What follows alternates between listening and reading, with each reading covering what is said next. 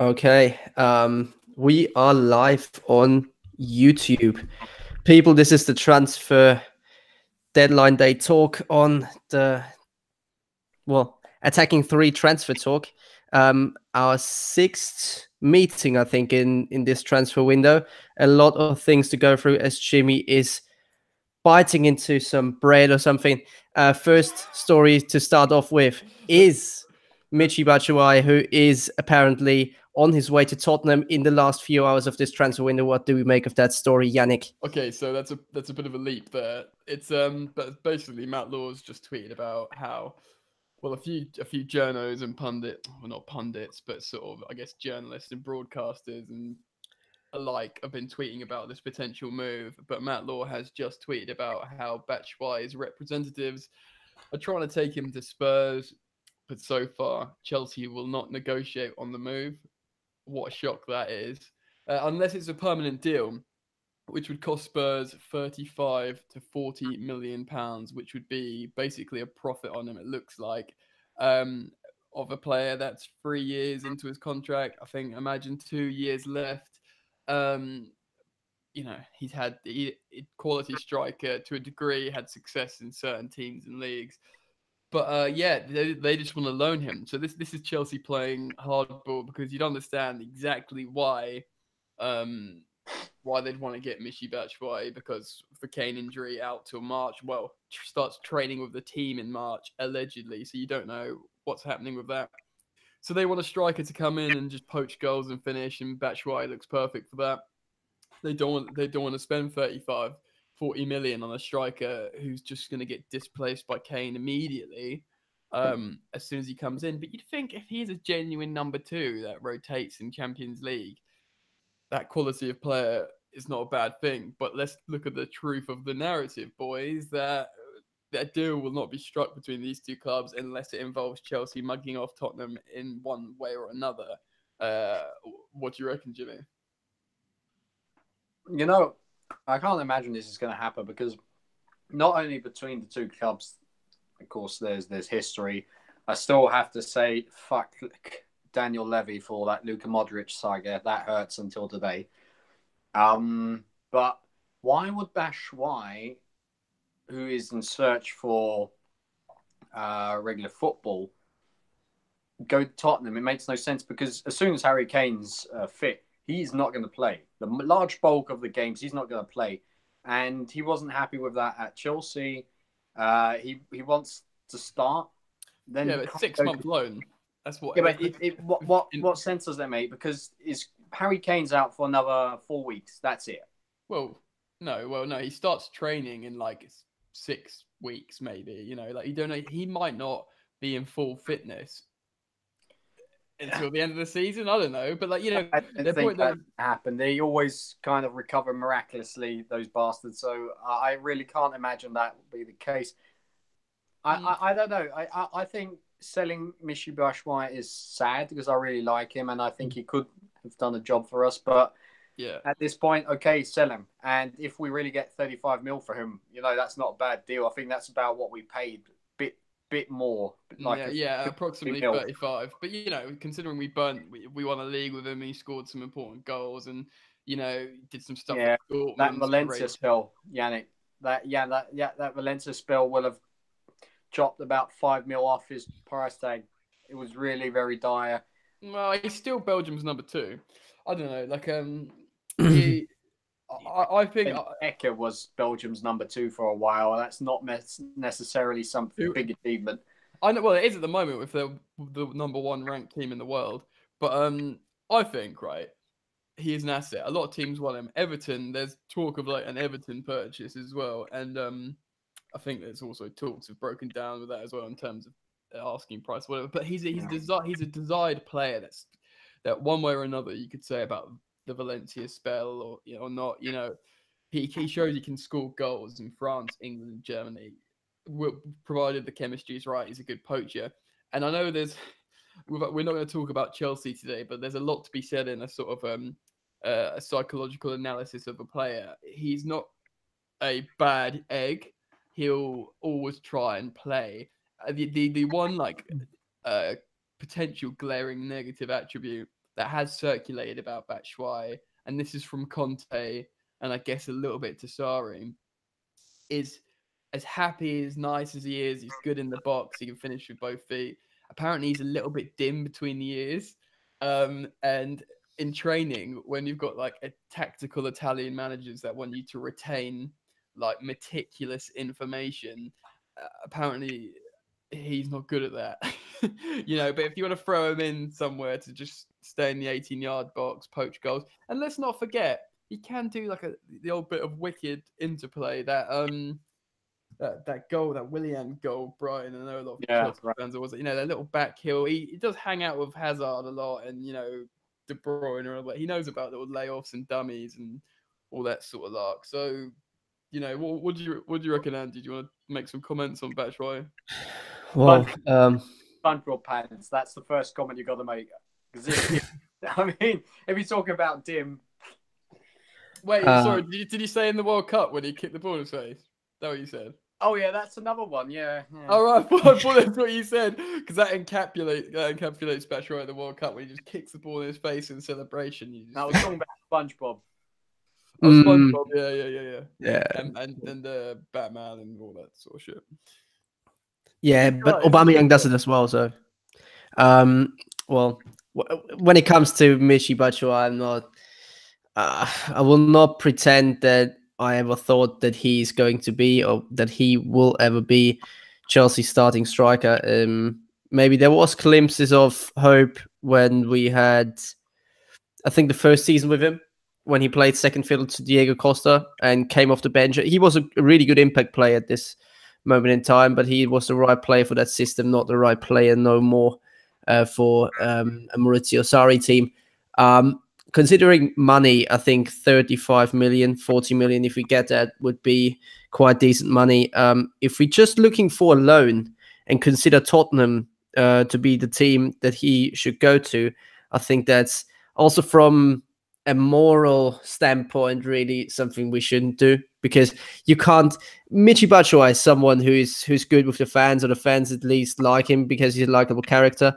Yeah. You can't loan someone out to our rival team, expect him to come back in 6 months and maybe make an impact there again, because it's harmful. It's harmful for the relationship. So selling him to Tottenham, all right. Loaning him, not for me though. I think. Yeah. Also, what if he scores one or two important, crucial goals that actually that'd be ridiculous, ludicrous. Yeah, it would be ludicrous. I thought the whole fucking thing's ludicrous. Let's be honest, it's not going to happen. I was just like, I think we're saying maybe before we went on air, or me and Andy, that the only way this would happen is if we're stitching Tottenham up financially, like 40 million, knowing that you've got Harry Kane come back and you're gonna have to pay 40 million for this, B option. But Jimmy was right to make the point about top four, and just the whole thing's nonsense, really. But a team that's got a shed load of cash and often likes wasting it, Everton, and they've got another Belgium Chelsea number 9 links to Lukaku and stuff. I'd be more than happy for us to sell Batshuayi to Everton for 30 million. Do you know what I mean? And gets him in the Premier League. Hopefully he does well and whatever. Do you know what I mean? Like you say, he's a likable character, so I'd have no problem with that. Keeping him around in the league to watch him play. Would have rather not a direct rival. Monaco would have been great. I don't know why that fell through, but I'd like to see him in the Prem though. Yeah, but I think he'd be happy at Monaco. I think France is the league where he'll fit in best. Yeah. Well, he already has. He's banged goals over there. So, all right. Well, Batshuayi. So we can keep an eye out on that as the sort of feed goes on there. We can talk about it and check Twitter and stuff, because Matt Law has got a finger on the pulse, and I'm looking at the comments now, and then even some Everton fans are sort of wading in. I think they want him, actually. They really want him. But all right, should we take some time and talk about Willian for a little bit? Yeah. Do you one of you boys want to lead the charge in terms of narrative? I give it to Jimmy. Go on, Jimmy. Oh, lucky me. Well, apparently that Brazilian paper said something about him his agent being in Paris today, and that they want to bid like 50 mil for him, but Chelsea wants 75, which is actually crazy enough to be the case. And then there was another report saying that it was only 30 mil that they're paying. I don't know, just as a more or less as a backup, because Neymar's injured for quite a while now. But let's be honest here, we're not going to sell him on deadline day. I mean, if there was any chance of this ever happening, then it was going to happen sometime early Jan. And we already supposedly declined a Barcelona offer for him. I don't know why we cling on to him. I really don't, because I just don't get it. But we probably wouldn't have a replacement, even though Nicolas Pepe, Lille need the money. Whatever money you get for Willian, offer that for Nicolas Pepe. Great. You've got a left-footed winger on the right side. That might be risky, but it can't get much worse than the end product of Willian. So, might as well. I mean, I don't care if he scored 3 goals recently. It's just not good enough. Agreed. But I'm not even sure why. Okay, it makes sense with the Neymar injury, but clubs like Barcelona and Paris Saint-Germain, they should know better. They should know better than acquiring Willian for some reason at 31, 32. How old is he now? Doesn't make sense for me. But if there was really an offer on the table for that kind of money, even 30 million, come on, get him out the door quickly. He's not even on a long-term contract. So that money is good money. Is good money. Also, regarding his contract, he's not on little money at Chelsea. He's on more money than Pedro. So get him out the door. Even though you can't get a replacement, you won't get as big of a deal and as good of a deal money-wise in summer. So why not? Why not selling him on? It is also a sign for Callum Hudson-Odoi.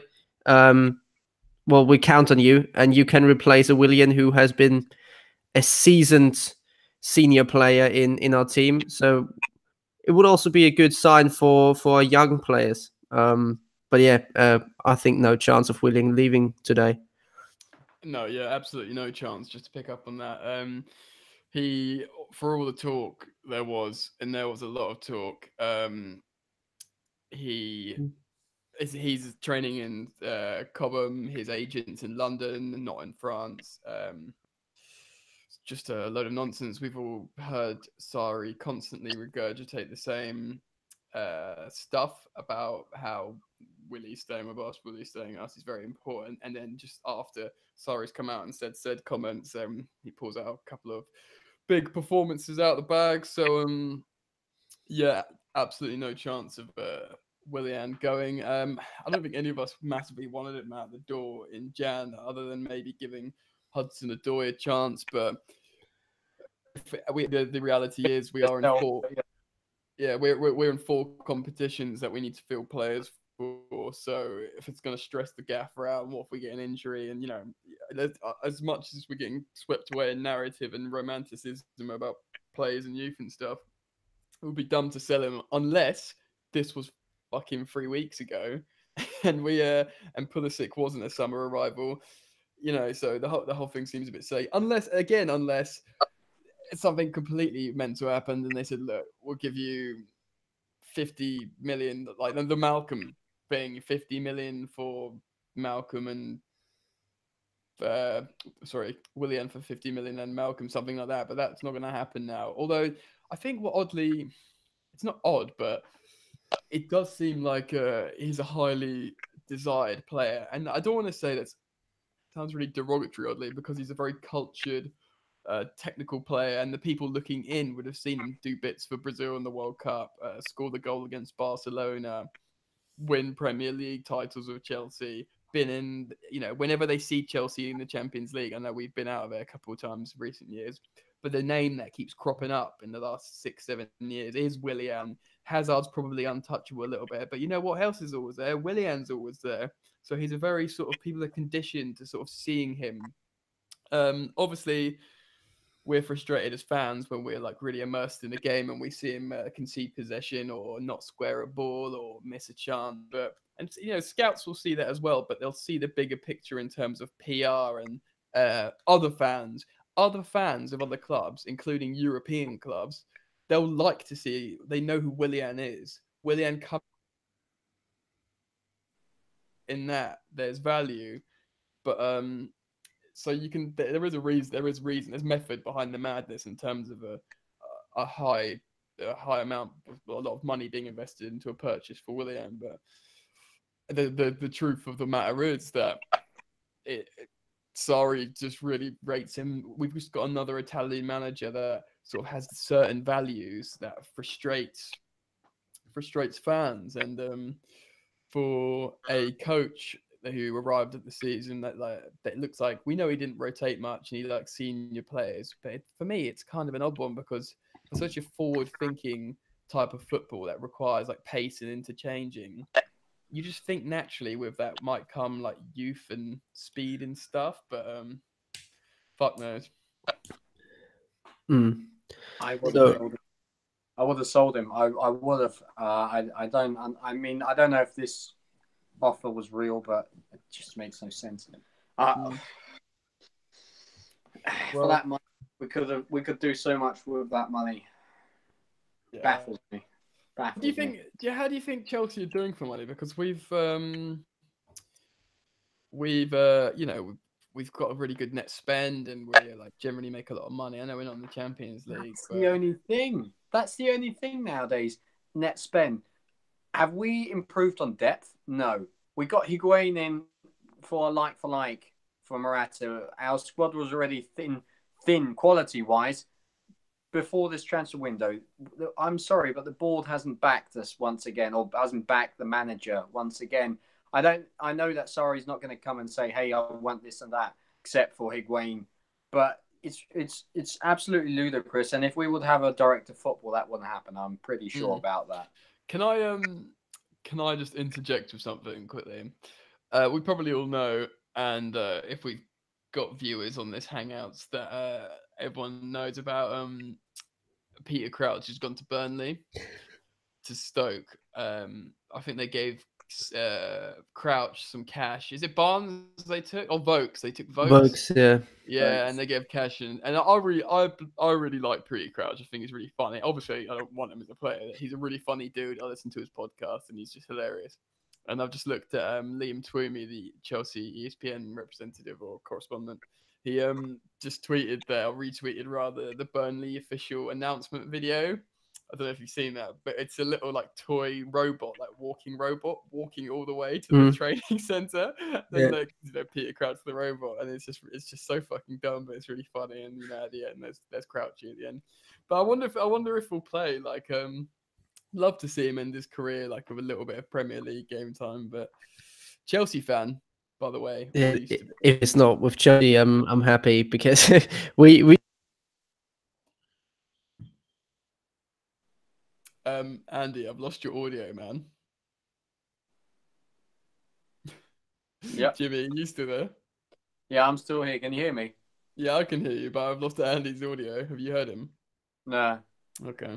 Well, while Andy tries to fix his audio, should we talk about something else? I'd like to talk about Arsenal quickly because maybe Perisic doing business today. They've got Dennis Suarez in. Oh, they've done that? Is that confirmed? That's confirmed. Yeah, it was confirmed this afternoon. I think it was afternoon or lunchtime. Yeah. He's all over the social media. Yeah. And you know, I think he's a decent player. I can remember when he was really, really young, but I don't think he's the kind of player who'll massively improve the midfield. That, you know, doesn't matter because they're still got a better cohesion, team coherence than us at the moment. So is that a loan or a purchase? It's a loan with an option to buy, as far as I understand. So he could be Ramsey, right? He looks like him, so yeah, he could be the Ramsey replacement. But then again, Ramsey offers far more to a team than Denis Suarez. But you know, I Yeah, I might be agree. I wrong. agree. I So haven't watched him enough because he hasn't really played much for Barcelona. So, I really rate Ramsey. Like I went on the Arsenal show on Love Sport Radio, and I was talking to them, and I said like, like this is before we got fucking turned over by them as well. So I wasn't cocky. I was like, oh yeah, Ramsey. Things I would have had him at Chelsea. I was at the FA Cup final when he scored that goal, and I was still celebrating the Costa goal, and I've watched him ever since, and he's just got that. He's just got. You look at him and you just don't expect it, but he's got this real like cultured style of play. He's only 28. He's been around for fucking ever. Anyways, I already rate him, so it's nuts how. And you could argue that he's been a good servant for Arsenal because he's been there for so long. Scored a bunch of goals, scored in the winning goal in 2 finals or something. Considering the trouble that. Yeah, considering the trouble they were in as well, or like the narrative around Arsenal and all the Wenger nonsense. Yeah, I can hear you by the way now, Andy. I can hear you. Yeah. So yeah, I really rate Ramsey, but Denis Suarez is a bit of a result for them considering they were Perisic handed in a transfer request. What did he do that? Yeah, to get to Arsenal. It's he plays for Inter, doesn't he? And they were into this season. He was an absolute beast at the World Cup, and Inter fans were complaining constantly. He was really, really bad. But I think Arsenal would do better with Carrasco. Although Carrasco, they think he's the savior, but he has some serious flaws in his game. He really does. Good first name. China, by the way. He's got a good first name though. Yeah. Well, allegedly, yes. They need a winger, but they're getting a midfielder and then a winger, and they're addressing some areas which Chelsea hasn't been doing. But they need defenders. They need a central defender more than anything, and they haven't addressed that. So that gives me at least a little bit of confidence, not much, but a bit of satisfaction.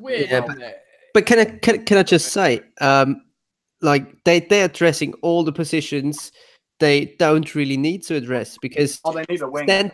They desperately need a wing. Every Arsenal they don't really. No, I would disagree. I would disagree. They will all tell you they need a wing because they've got a Iwobi. That's it.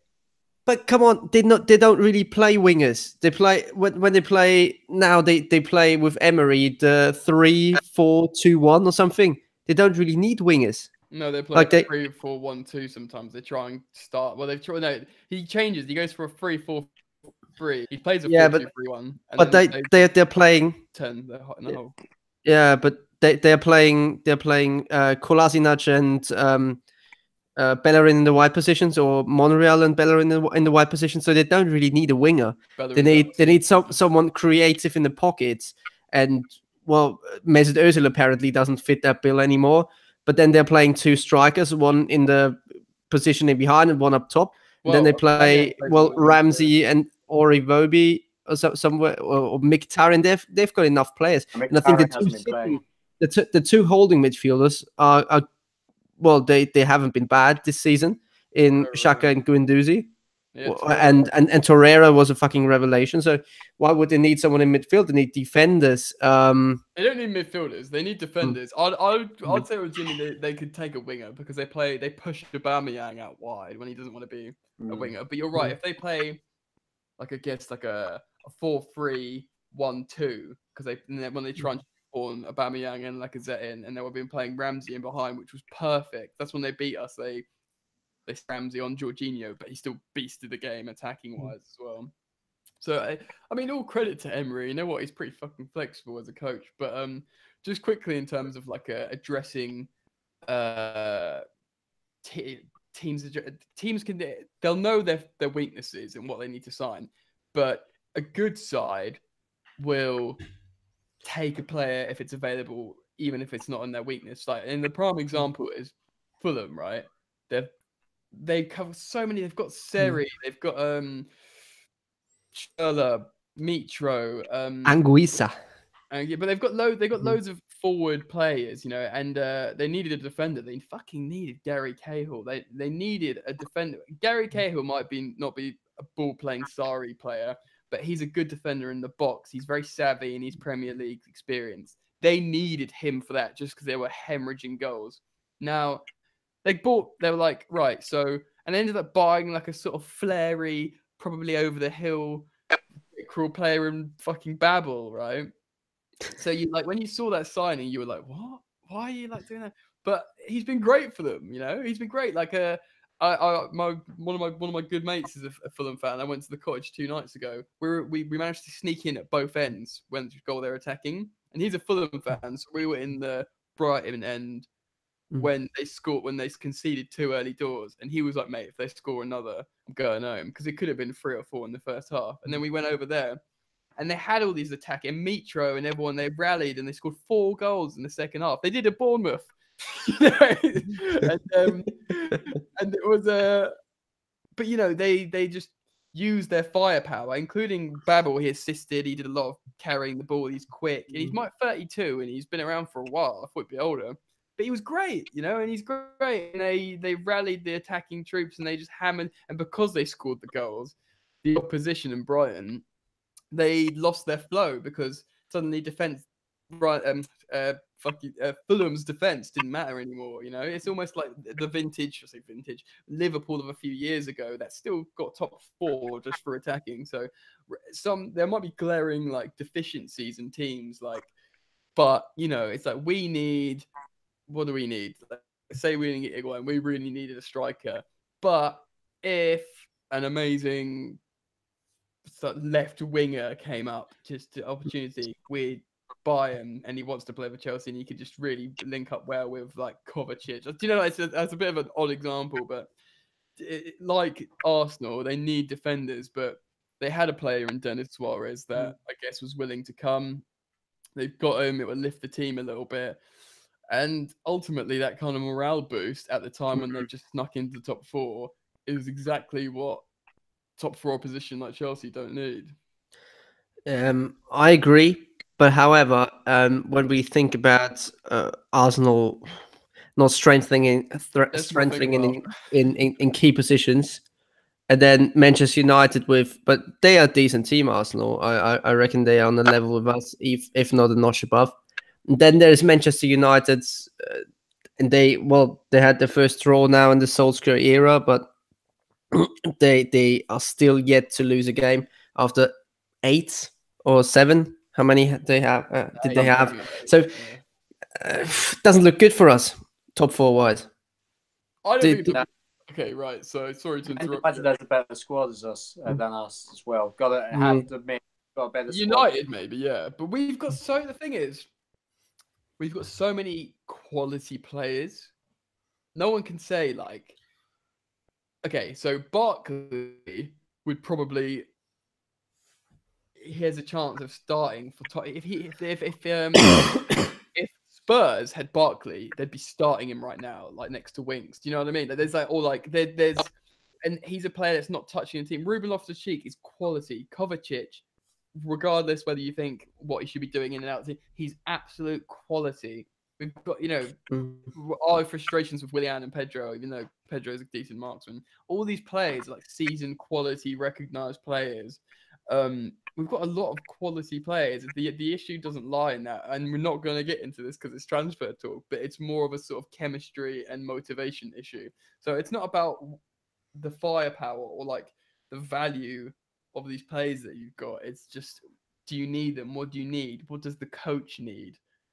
What's he going for? And it's difficult with Chelsea because we've got the yes man of Sarri. That's like, yeah, I'm just going to do my thing, and coach was ever in front of me and make them do my thing. That it's difficult for that to translate into real tangible transfer stuff, in the coach making demands, maybe because the appointment of Sarri alone isn't one of a coach that makes demands. So I don't know what Emery's doing. It was very interesting when he came out. I was like, yeah, it's very sort of sobering to that press room. He's like, yeah, we can only loan people. We've got no money. There's no money. Loan people, And if you look at the finances, the amount of money Arsenal make, it's actually kind of crazy. So I guess No one Yeah. understands where it's Yeah. where it's gone.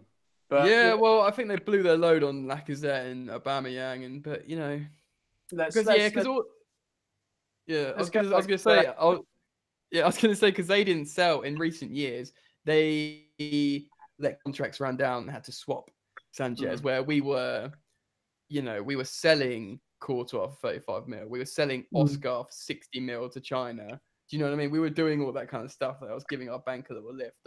Arsenal, weren't doing any of that. Do you know what I mean? And so we were in between, we were winning trophies and whatever. And so a player I want to actually talk about because I want to know your two opinions on it. On him is for Leicester City. He's going to sign comically because the other player who's actually going the other way was involved in the Danny Drinkwater transfer. That's Adrien Silva. He's going to Monaco, and Yuri Tielemans is coming to Leicester City. It's already been more or less confirmed.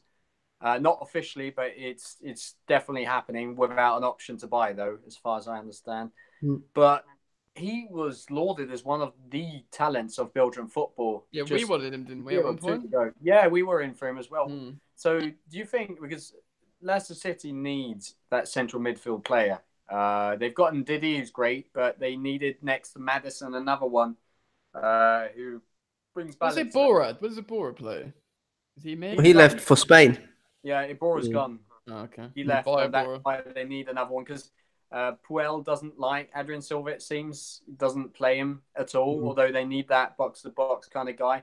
I don't know whether Tielemans will fit, but that he could be more or less great, half of a season at Leicester, and then he might be sold by Monaco. You never know. So could we be in for him in the summer? Tielemans, yeah. Well, if Barkley goes, maybe, but yeah. But and another question: will he be good for Leicester City? Of course. Don't think so. I don't think so. I need more than that, Andy. I mean, yeah.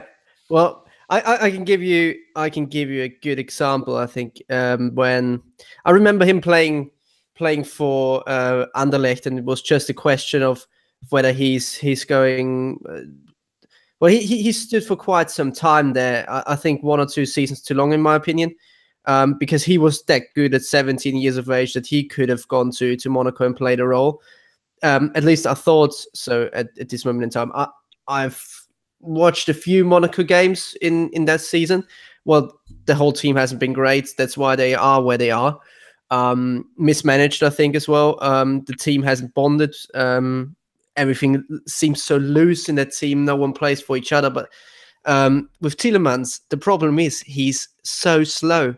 He's got no pace about him.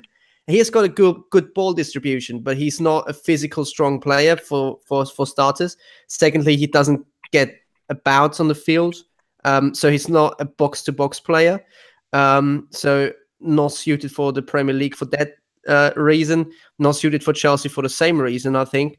And the next thing is what I always was really a fan of, that he takes shots from distance and was actually scoring at Anderlecht. He doesn't do that anymore because he doesn't get into the positions with Monaco. So maybe he was just mismanaged, and with Leicester City it would be different.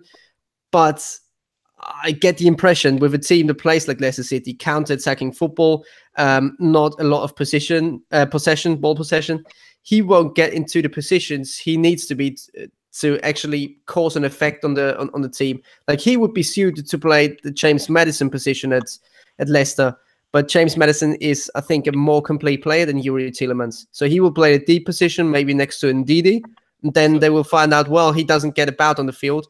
He doesn't offer anything to us. We'll sit on the bench, go back to Monaco, and maybe go the Hachim Mastour route, or don't know where he goes, but I don't think he will ever become a top-notch player. I think also, sorry, mate, to touch on Maddison, he's an element of seasoning of English football already, and getting his England call up, and it's just going too well for him to be displaced. If you don't mind, boys, a quick word on a really important Chelsea player for us this season. Piazon's gone to Kiev on loan. I'm sure you boys will know. Wasn't he on the... Huh? Is it official already?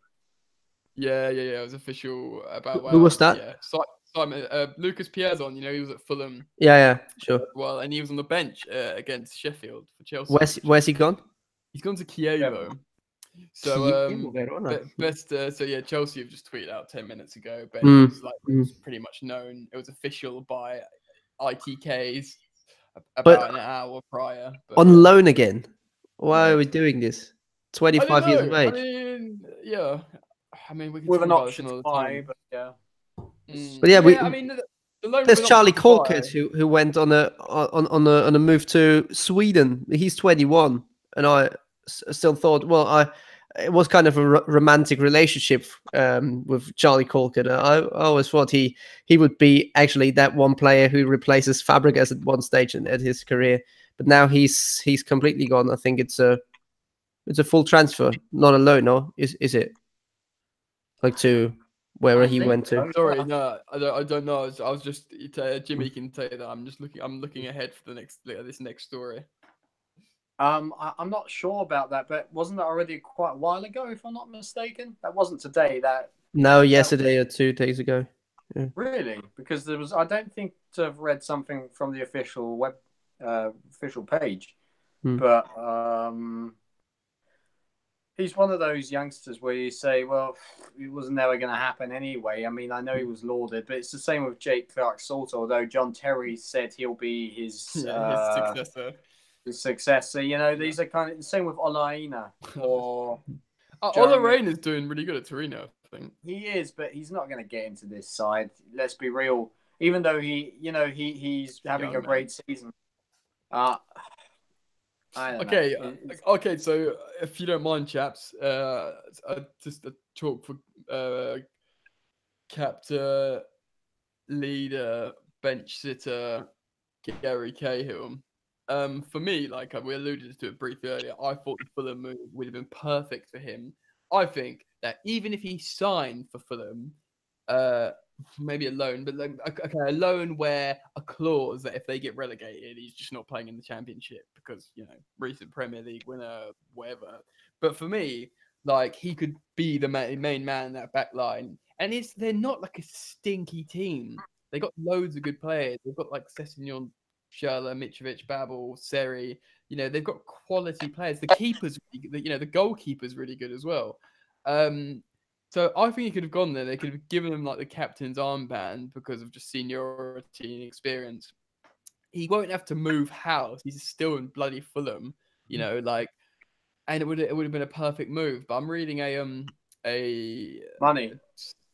Well, no, because I don't think it'd be a problem with money. Because Chelsea might have supplemented some of his wages. Fulham have got a bit of cash. They spent shitloads of cash in the summer. Pat Nevin, obviously, Chelsea legend, winger, pundit, DJ. He did throw it on Radio 5 Live. He would have got nudges from other clubs and be thinking, why would I be in a relegation struggle when I could go somewhere else? Would he have got nudges from somewhere else? I mean, there was talk of Arsenal, and we've got like an old relationship with Arsenal.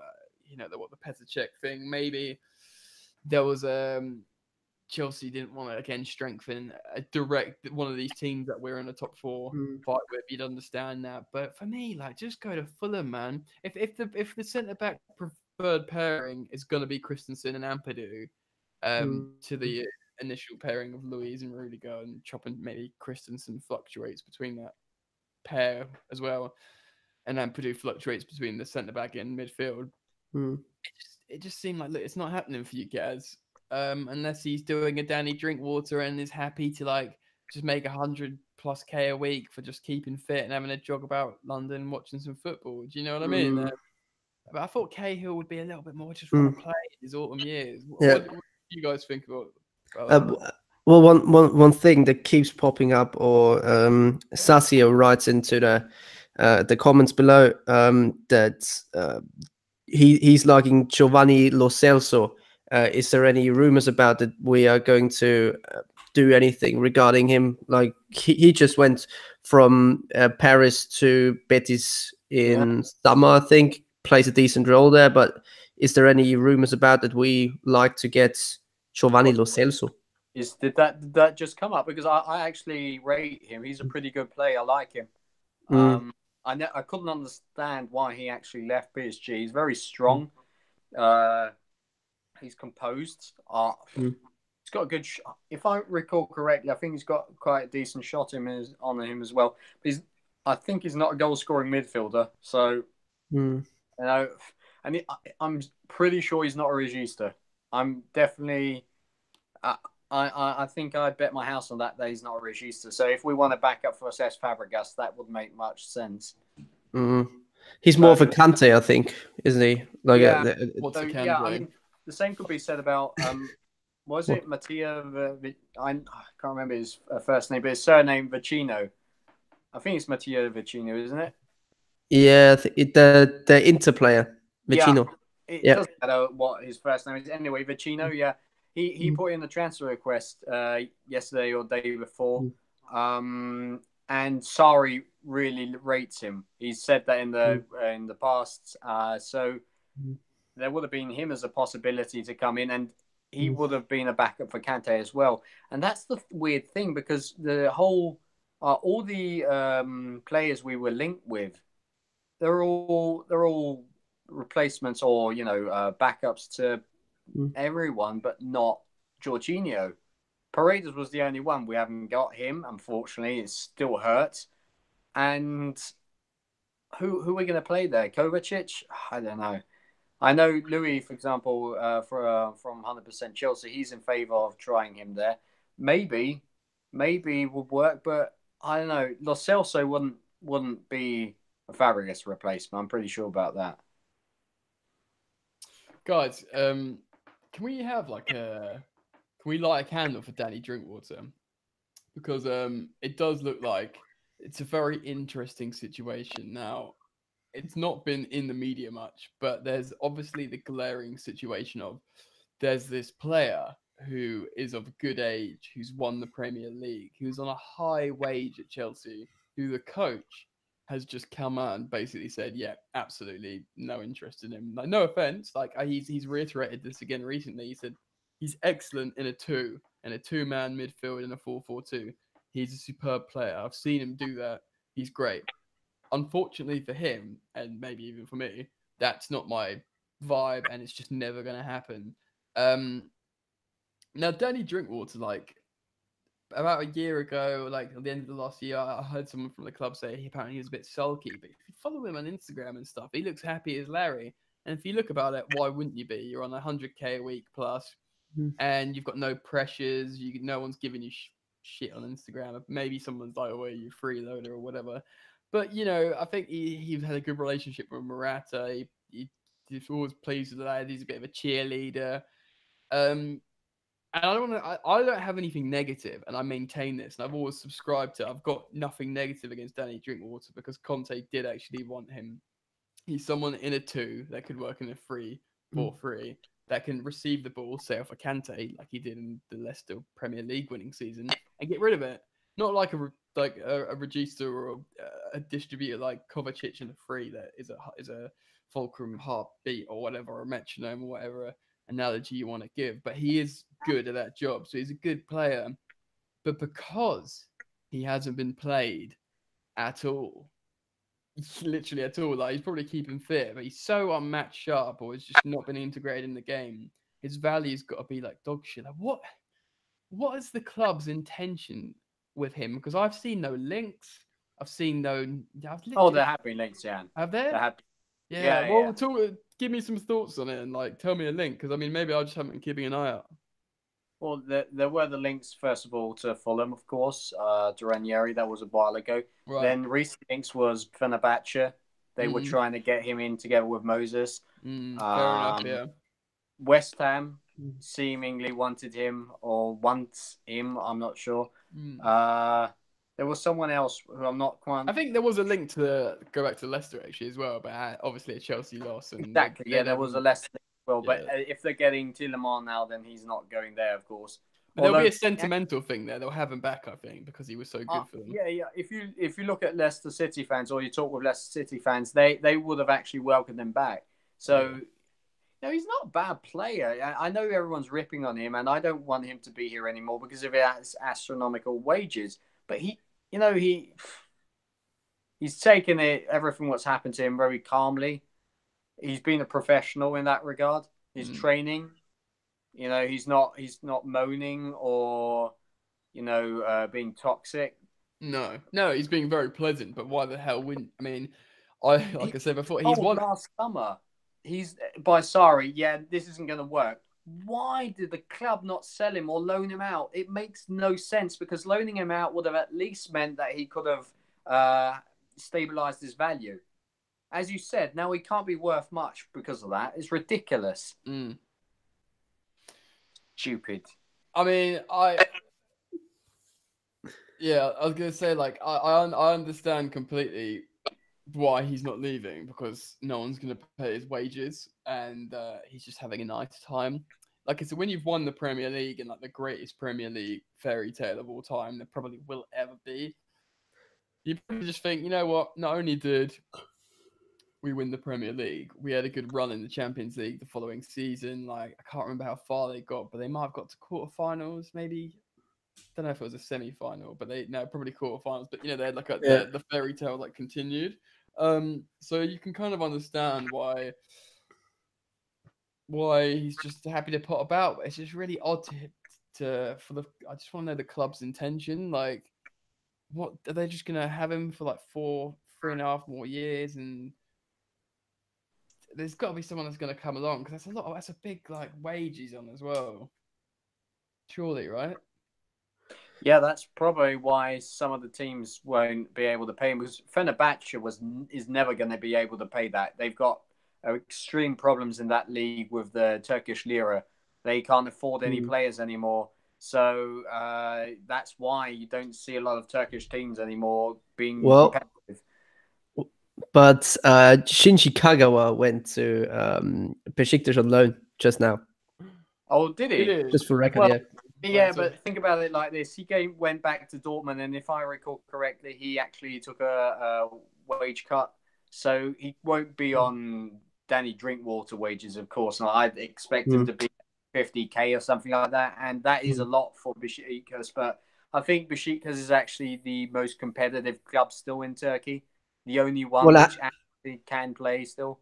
Yeah, out of the top three, out of the historical top three, you might be right, but I think they're nowhere near the top ranks. Fenerbahce is somewhere bottom half, and Galatasaray is fighting relegation. Yeah, no, Fenerbahce is really bad. They're fighting relegation, but I think Besiktas is in the top 5 or something like that. Yeah, but I think there's one team is running away with the league at the moment. I think that's Başakşehir, the team of Erdogan, the political leader. Well, that's a surprise. Wow. Who would have thought? Anyway, let's not politicize here. Okay, well, that's interesting. Shinji Kagawa, the guy who was better than Eden Hazard, don't forget that.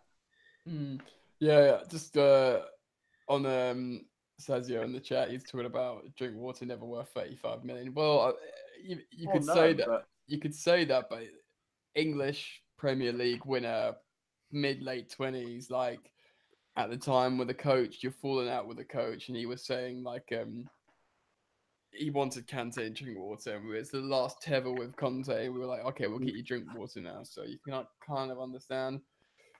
But it's a difficult one. Like I said, the man will be happy to jog about Cobham, hang out with some world-class footballers, earn 100k a week, and have no pressures on the pitch, social media, or punditry, or anything like that. So can't hate on Danny Drinkwater. He wanted to play at Chelsea. Oh, yeah, and he's not on 100k, he's on 150k. Okay, well, maybe I hate him a little bit then. Yeah, I mean, it's ludicrous, isn't it? 150k. Not even, yeah, but Morata didn't even get that much, and he came for big money and big expectations. I mean, I don't get how that happens to him. They said that it cost. Boys, can I just ask you something? Cost us 7 mil. He cost us 7 mil per game. Got to imagine that. I read a statistic that is ridiculous. A game, 7 mil. That goal against Stoke is the best he could do. Okay. I mean, what? Oh yeah, that wonder volley outside of the right boot. knuckles it in. So we discussed earlier on the stream about how it's a nonsense Batshuayi going to Tottenham for one reason or another, regardless to how they need him. But it's still circulating the talks about either West Ham or Everton, and I maintain that I'd actually quite like him to go to Everton to keep watching him in the Premier League at that sort of tier, that level of football, and how they could use him. But I just it's something I just sort of, as a Chelsea fan, I've got a dislike for sort of West Ham just because of I guess a London rivalry and unpleasant experiences with fans and stuff. But would you guys agree with me in preferring him to go to Everton over West Ham?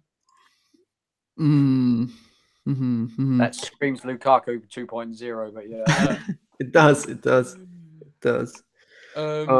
In the live chat, evening KO. Sazio 150k Instagram stories about Daddy Drinkwater, very true. Liam Sawyer, how you doing, bro? Are we gonna sign anyone? We're talking about a lot of exits rather than signing at the moment. And that there's one story about Michy Batshuayi. Well, it's Sky Sports News. So allegedly, Michy Batshuayi is keen on going to Tottenham, but Chelsea don't want to loan him to a direct rival. Yeah, well, all his representatives are like completely pushing for the Tottenham move. Again, to reiterate, earlier in the stream, we talk about how 35 million, 40 million sale they want to do, knowing that would stitch Tottenham up a little bit because they are looking at a loan to basically supplement the absence of Harry Kane's injury. Well, Harry Kane from his injury. But, Chelsea won't want to do that. Liam Twomey just tweeted, ESPN correspondent, bold play from Batshuayi's reps to lobby Chelsea to let him join Spurs on loan. Granitskaya may have to choose between letting a valuable asset stagnate for another 4 months or help a bitter rival. So by all accounts, this is going on right now. Yeah, okay, and then he's tweeted again. 2 players have moved in the last 16 years under Roman Abramovich's reign. 2 players have moved directly between Chelsea and Spurs. Can you name them? I can't. Oh, Scott Parker. Yeah. There you go. Very good, Andy. And William Gallas. Fucking hell. Oh, is William Gallas Roman? Gallas went to Arsenal, not to Tottenham, but. Oh yeah, but he went Tottenham afterwards. Oh, I know. I've got it. I've got one. I think I've got the other one. Well, I didn't know this, which is really poor form for me. But can you give me like the season? I'll give you the initial. No, because I haven't read that. I'll give you the initials. CC. Carlo Cudicini. Oh shit! My God. Sex, drugs, and Carlton Cole. You said. Banter. So yeah, but that probably like in terms of the hottest exchange at the moment between the 2 clubs, is that there you go. Sazio's all over it. Cudicini. Yeah, Matt Law and Liam. Nice one, Terry. Nice one, Terry. Yeah, cool. Yeah, so we've got our friends, guys, Max, Sazio, Kayo, Liam. Share this on your Twitter. Let's get more people in this chat. Let's get some. Max is all over it, mate. Max, give us a share, man. Let's get the homies in because we're laughing about Danny Drinkwater and Batshuayi's Spurs move. There's nothing more fun than this, and I'm drinking gin. So transfer deadline day fun. I mean, when we spend this much time on Danny Drinkwater, and you got to get the boys in. But cheeky kid, he says. Yeah, so a lot of exits. Piazon, Gary Cahill snubbing Fulham. Obviously Moses he went to Fenerbahce, didn't he? He'll be the man over there, won't he? He's very didn't he like in the World Cup? Didn't he pay like transfer or something? Sorry, transfer. I'm reading transfer. Didn't he play striker, or he played like as a forward or something? Yeah, he can. No, I think he plays as a 10 if I'm not mistaken. But he can do that. Not that he's good at it, but I think he'll do them the world of good. But wish him the best at Fenerbahce, but I don't know. Well, he's one of them, isn't it? He's like it was originally it was him, and it was Drinkwater that Sarri was like, no, absolutely not for me, mate. I'm not having either of these players. It's nothing personal against them, but if we get rid of Drinkwater, Cahill, and Moses has already been gotten rid of, but plus Cahill and Danny Drinkwater, that would free up the wage bill immensely. It really would. That would be like 300k about for all three of them. That is really, really good. It's so frustrating. But to what end though? Because it's bringing the players in.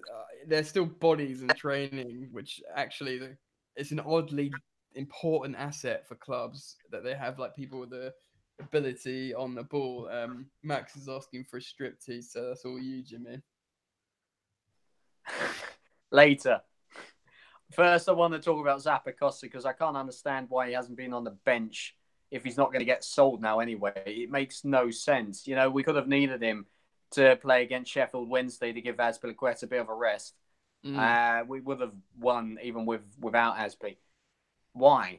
Why? Because if Lazio isn't going to pay the price for him, unless something still happens today, can't be happy. You can't go back to Torino because Olaina is there. It's kind of a shit show. I'm going to refer back to Louis I watched his review of the Bournemouth game yesterday, and he was on a rant, and he was talking about that it's ridiculous that Chelsea doesn't let anyone know what their plans are. Every other club does it. Loads of the big clubs do it, that they just tell them this is what we want to do in the next few years, what we plan to do. We may want to strengthen there. We may want to strengthen there. Their people say it in the press conference. Ours doesn't. It's always shut down. And it is so massively fucking irritating because we have no clue what's going to happen. It doesn't seem as if we have any clue ourselves, the board themselves, because it's just, let's buy him. It's all short term. It's annoying. It's as if this endless cycle that's never going to stop. That, yay, it's ridiculous. I don't get it. It's so annoying. And Zappacosta is the most recent example because his move is definitely off to Lazio now. I read today in this morning. Stupid. I don't get it. Why can't we have a long-term plan that we're told? Okay, so our homies joining us, Max and Kai, talking about Zappacosta being trash. He's a utility player, isn't he? Yeah, well, he may be trash, and that's fine if we sell him, but then sell him. Sell him, loan him, whatever, and get in Reece James. Get back Reece James. Yeah. Well, no, I disagree. I feel like he should stay and finish what he's doing well at. Okay, do that. Then let him stay there, but then let Zappacosta not leave until the summer. And, he hasn't been in the squad, and, it's good because at least Emerson was on the bench during those games, but it makes no sense. It makes no sense because you don't want to have Alonso on that on the bench because you want Zappacosta there because he can play right and left in theory. Yeah, well, that's why Conte wants them, isn't it? It's just a utility. He's the Eric Dyer of fullback. Is that a horrible insult? A bit. But yeah, that was the idea that he can move over. Again, Sarri's not inclined to be doing that. If we've spoken before, if we would have someone move over to the other side for one reason or another, it would be Azpi, maybe sign a different right back in Zappa's place. So, you guys talk about Chelsea while I fucking hell. Well, I keep looking at Dennis Suarez all over my fucking feed. Yeah, but at least they're doing something, Arsenal can only loan players. That's fine.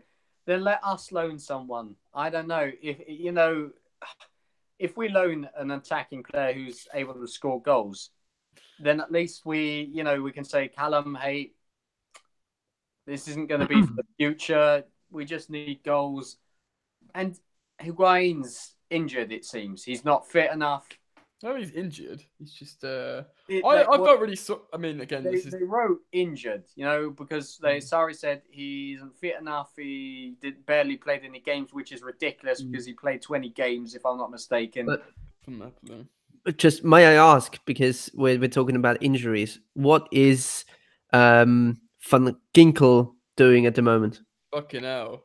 Does anyone know?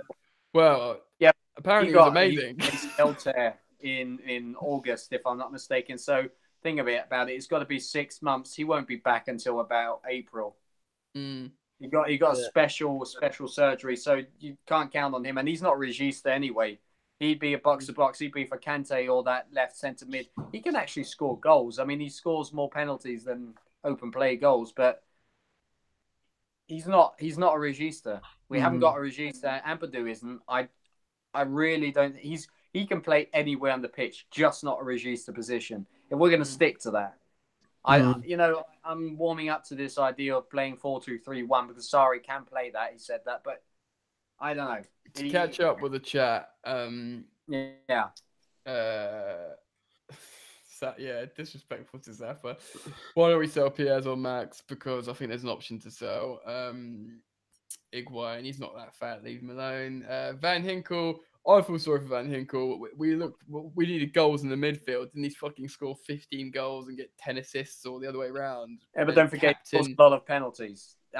Well, okay. That is a bit misleading. Don't stop that. Yeah, but Jimmy, that doesn't help my agenda. But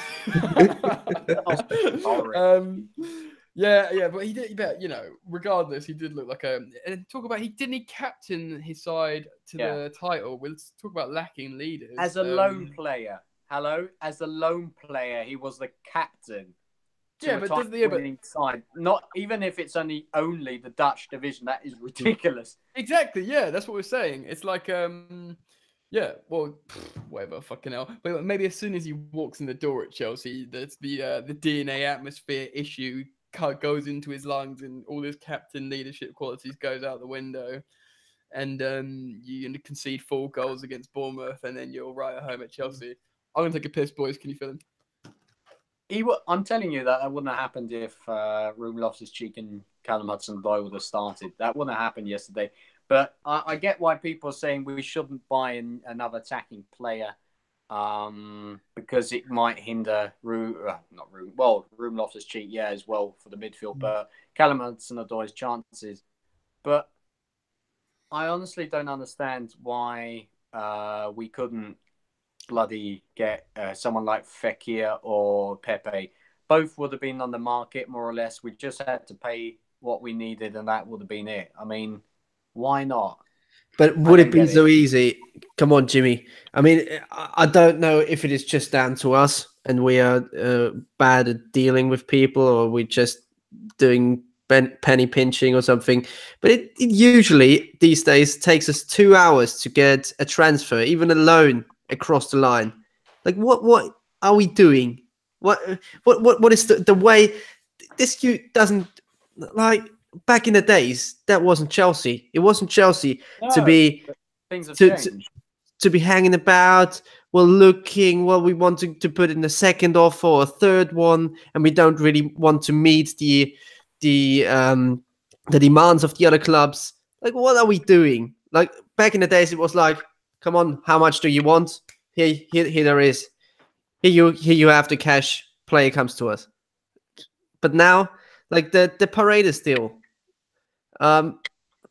Frustrates me absolutely, and apparently PSG is not even finished with getting Leandro Paredes. They're getting Idrissa Gana Gueye as well from Everton. Actually, he's a great player. But actually, they've already said that's not happening. Everton, that they're going to keep him. That's important. They do that. You're right. They were trying to get him, so they were trying to get more bodies in midfield. That is, of course, true. So they might actually, in these last hours, turn to some other midfielder. But I agree. It's different, but we've got this sell to buy philosophy nowadays because we want to be self-sufficient, and that's all good and that, but then we have to all settle for less. It's as simple as that. And I think simple in the way that if we would have paid what, or let's say the Lille president was talking about 80 mil, we wouldn't have played that. But if you put in a 50 to 60 mil offer for him, I'm sure negotiations would have been able to succeed because they need to sell. They need to sell. It's easy as that. Leon Fekir isn't really doing that well this season because he's unsettled after all that Liverpool crap that went on. And he's no longer really seen as needs to be there, because of that. They're already planning ahead. So I'm sure he would have been able to join us if we would have put in the bid. If we don't see him as necessary, fine, we play Ruben Loftus-Cheek. But Nicolas Pepe, we need a winger because Pulisic isn't enough.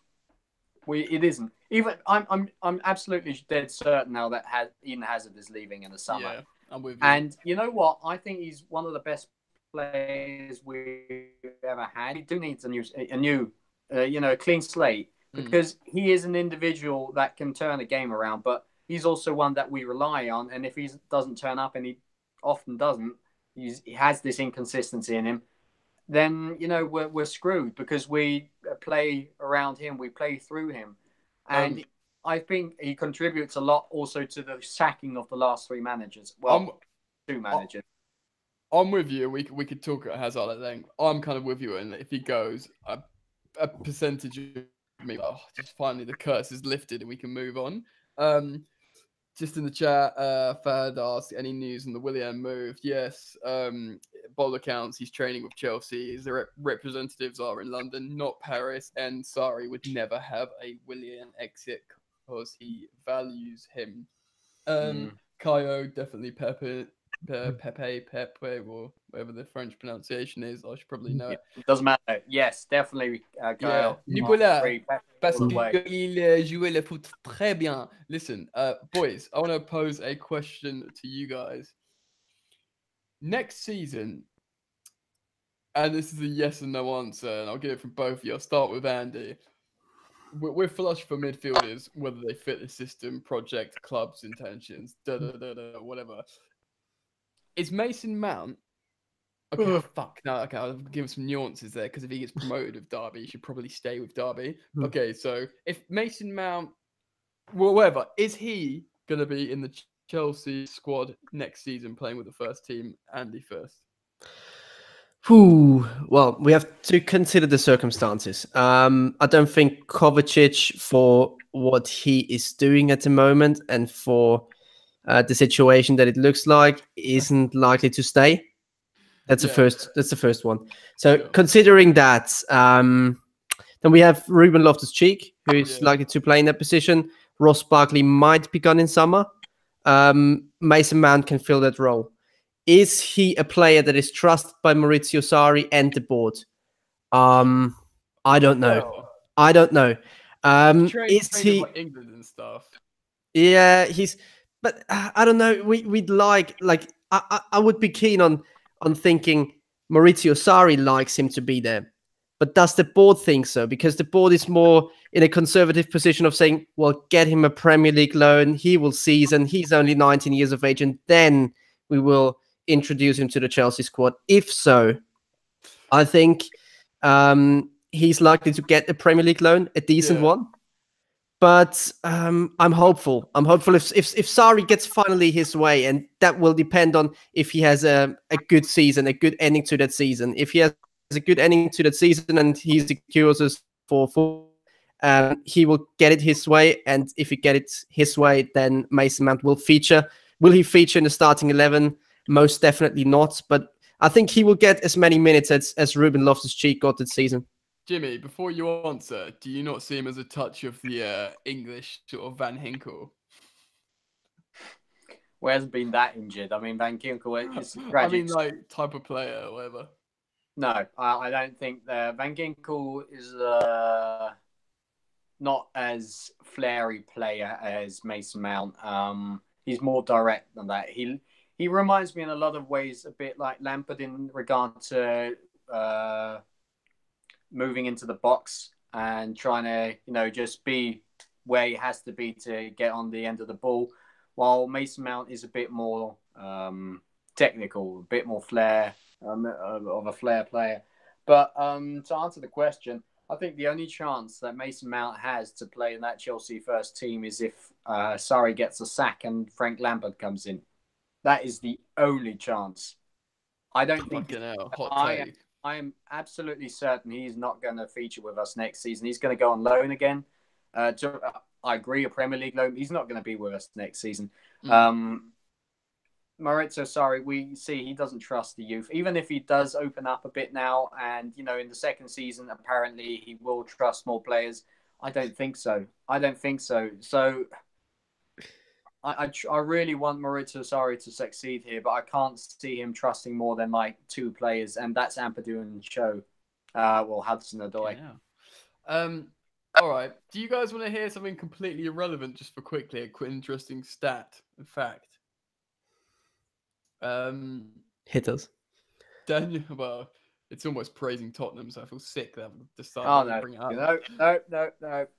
Yeah, look at Daniel Story's tweet. That's what I'm going to say.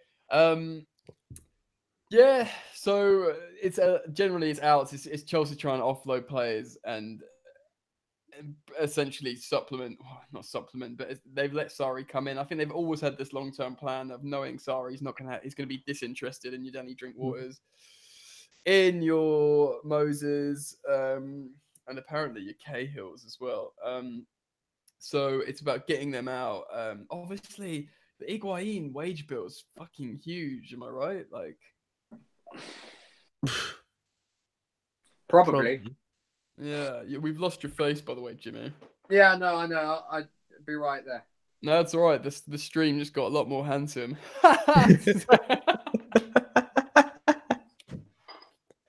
I'm joking. You know it's a lie. Yeah. So yeah, So can anyone confirm the Higuain wages? I think 220,000 a week or something. No, I think it's more. I think it's like just under Kante. So like like $250,000 or something. Yeah. So, do you know what I mean? Yeah, Sassio says 270,000. But is it euro or pounds? Max is saying 230. Anyway, but no, it's going to be pounds. That's like just incredible money. I mean, obviously, a striker of his, whatever, like experience and caliber, if he's on that money, he's on that money. It's a loan, isn't it? So, I guess if he like did sign for Chelsea, we wouldn't pay him that money, or would we? Unless he like scored shitload of goals and we just gave him a 2-year contract on 280 or whatever. I don't know, but yeah, it's just one of these things. But usually, well, I'm in two minds. Usually, when you come to England, you come for a pay rise. But on the other hand, he hasn't really done enough this season and also last season to deserve 200k plus. So yeah, his career generally does. I think that's because there was a reason for those high wages, because initially it was about 160 or 70k, but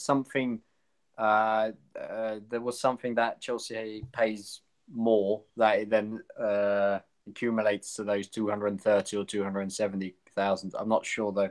Can't remember. I read it somewhere on Twitter, but can't know for sure. It's a lot of money, so I'm trying to catch up with news articles.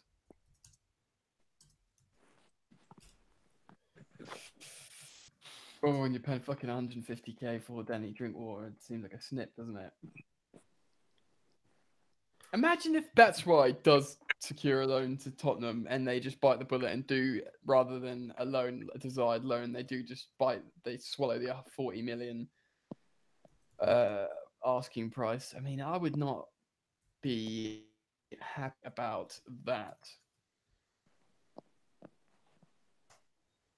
And I don't want him to not play because I like the guy, but I just don't want him to go to Spurs. No. So Dennis Suarez, is he gonna? I mean, to be honest, like I said, I rate Ramsey over Dennis Suarez, so I don't know if he's a direct replacement. But to be honest, if you said to me, "Can you swap them now?" So only Dennis Suarez could play till the end of the season, and Aaron Ramsey can't. I'd probably choose Dennis Suarez because I'm terrified of fucking Aaron Ramsey because of the way he just does bits against Chelsea. Oh, here we go. Here's another one. Well, I know, I think he's going to be really good at Juventus. Aaron Ramsey, I think he would have been good in that. Yeah, I love that move, by the way. Like, I'd love to see him play over there. I think he's going to do bits there, and I think he would have been great at Chelsea as well because he was rumoured at one point. But we all want Ruben Loftus-Cheek to succeed, and he can do just as much. If he's given the chance, it's just so annoying that he didn't start yesterday. I think we needed someone to carry that ball up front and tank through players because they were just crowding the box. Yeah, Jamie Redknapp. Sorry, yeah. Fuck Jamie Redknapp. Whatever happens, just fuck him. Well, fuck Jamie Redknapp, but he believes he probably is backing something that you'd have a similar inclination to do. That Chelsea will be making a big statement during the transfer window if they sell Willian in order to keep Callum Hudson-Odoi happy and played. But we don't know if that would. That is never gonna happen. Never. First of all, we need more than 3 wingers. Let's be real. Yeah. Sorry, just put his foot down. He's like, there's absolutely no way I'm letting Willian go. Like, I'm not struggling, but I'm like, come under pressure, this, that, and the other. He knows he's been here like for a long time. He knows the system. He knows what I want from him. Why would I let one of my assets go that's been like trained to do what I want him to do? To get rid of him now, regardless of what Chelsea Twitter thinks of Willian, as him as his job as a coach, as what he's been coaching, then just get some random player in to do that. He's probably already dreading spending ages having to get into that's really, I was gonna say Pulisic's head, but that's really unfair because I think Pulisic's a really good studious footballer and probably will pick up the system very quickly. But as a coach, it must be a fucking ball ache, right? Can imagine to be it. But can I just a general question to you two? As we've now seen, basically, apart from I think 3 more hours of transfer activity, we've seen a lot this transfer window, but we haven't seen big transfers, like transfers with the kind of money that was spent in summer. Then we haven't seen a lot of transfers. I mean, Chelsea wasn't quite an active club, if not the most active club in that window. Yeah, Higuain's a profile one, isn't it? Yeah, but so what do you think is the reason behind it that this transfer window has been so slow to start, slow to end, and slow all through? It's weird. I think January is always is a difficult period. I mean, one of our most recent exciting January transfer windows is when we were shocking and signed Miazga and Pato. And look at them. But that was like okay, so we're getting an American player. That's always like interesting and intriguing for one way or another because it's getting an American player.